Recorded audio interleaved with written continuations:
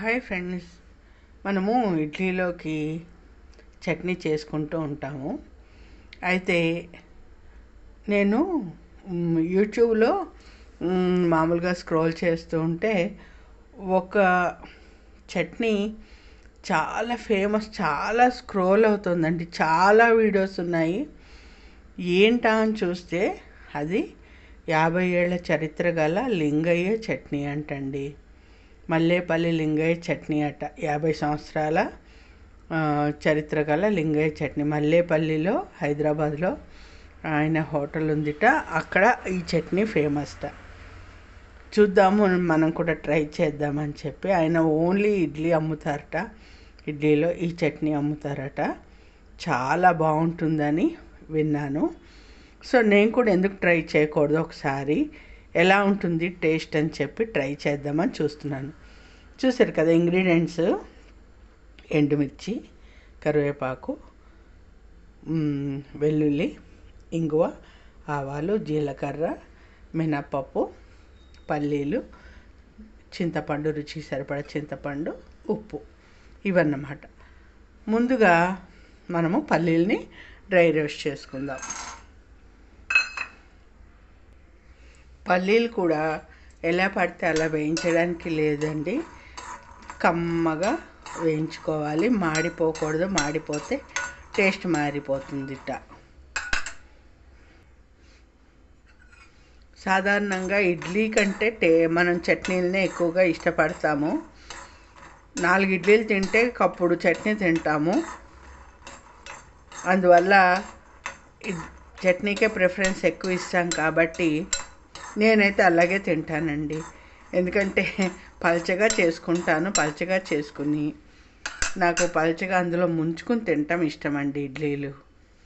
అది సో ఏంటంటే ఇలా డ్రై రోస్ట్ చేసుకోవాలి పల్లీలు. చూద్దాం టేస్ట్ ఎలా ఉంటుందో. తప్పే ఉంది, ట్రై చేయడం వల్ల వచ్చిన నష్టమేం లేదు కదా.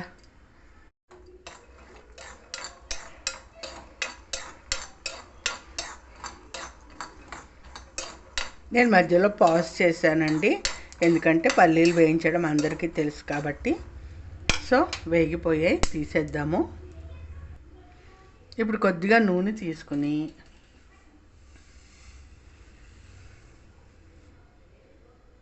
ఈ ఆవాలు, జీలకర్ర, ఇంగువ వేయించుదాం. అలాగే ఈ మినపగుళ్ళు, కరివేపాకు,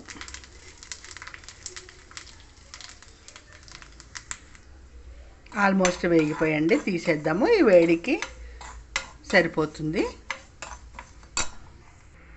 ఇప్పుడు మరి కొంచెం నూనె వేసుకొని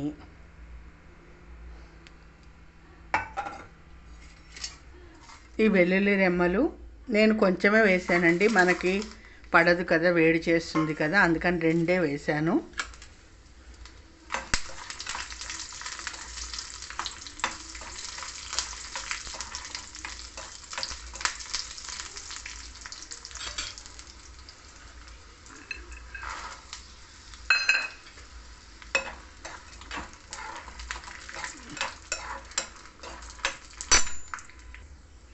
ఇప్పుడు ఇందులోకి మనం నానబెట్టుకున్న చింతపండు,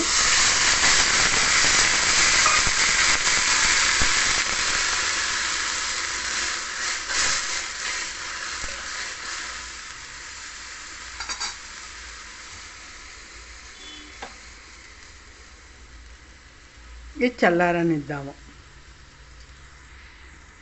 విడిగా వేయించుకున్నాం కదా ఆవాలు, జీలకర్ర, మినపప్పు, కరివేపాకు, ఇంగువ, ఇది బరకగా పట్టుకోవాలి. ఇది పెద్ద జార్లో అయితే నలగదని చెప్పి చిన్న జార్లో వేశాను. చూసారు కదా, ఇదే మెయిన్ అంటండి పచ్చడికి, టేస్ట్కి రావడానికి. ఇలా బరకగా పట్టుకుంటే మనకి తింటుంటే పళ్ళకి తగులుతూ ఉంటుంది. అది ఇప్పుడు ఇది చల్లారిపోయింది. ఇది కూడా మిక్సీ పట్టేసుకుందాము, ఉప్పు వేసేసి.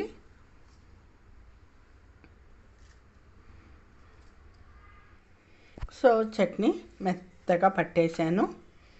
మిక్సీ జార్ కడిగేసి నీళ్ళు కూడా పోసేసాను. ఇప్పుడు ఇందులో పైన మనం పొడి చేసుకున్న ఈ పొడి వేసుకోవాలి. మినపప్పు గుళ్ళది పొడి వేసుకోవాలి. ఆ తర్వాత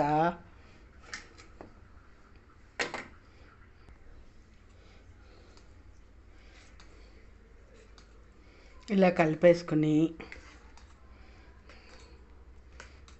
చక్కగా నేనేం చేశానంటే ఇందాక వేయించుకున్న పోపులోంచే కాస్త తీసి అట్టే పెట్టాను.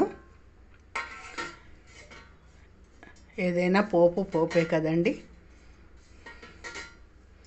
సో ఇదండి రెడీ అయిపోయింది మల్లేపల్లి లింగయ్య చట్నీ. ఎలా ఉంటుందో టేస్ట్ చూద్దాము. ఇడ్లీ కూడా వేసుకుంటాను. కొత్తది కనిపిస్తే నేను తప్పకుండా ట్రై చేస్తానండి. చూద్దాం టేస్ట్.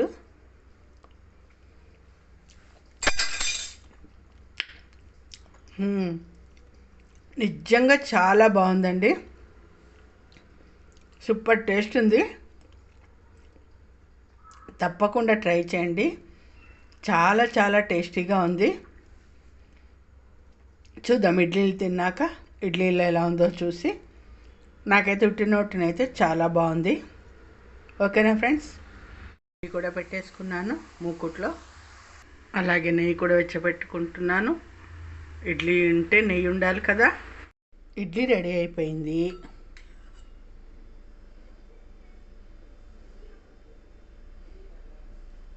నెయ్యి అలాగే చట్నీ. ఏమంటే వీడియో తీస్తూ వేస్తున్నాను చట్నీ. ఎక్కడ పడుతోందన్నది కూడా చూడలేదు. వేయడం మట్టుకే దృష్టి పెట్టాను. సో అడ్జస్ట్ చేసుకోండి. చెప్పాను కదండి పల్చగా చేసుకుంటాను కానీ బాగుందండి. ఇది తప్పకుండా ట్రై చేయండి.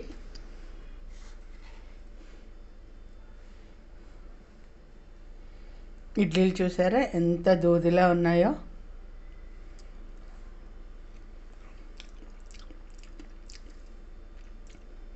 బాగుందండి,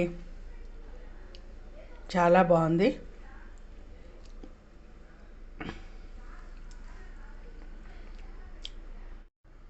నచ్చితే కనుక మీరు కూడా తప్పకుండా ట్రై చేయండి. నిజంగా టేస్టీగా ఉంది. దీనికి 50 ఏళ్ళ చరిత్ర ఉందన్నారు. అది సంగతి. ఓకేనా? నచ్చితే మాత్రం ట్రై చేయండి. అలాగే లైక్ చేయండి, షేర్ చేయండి, సబ్స్క్రైబ్ చేయండి. Thank you. లైక్ చేయండి, తప్పనిసరిగా లైక్ చేయండి ఫ్రెండ్స్.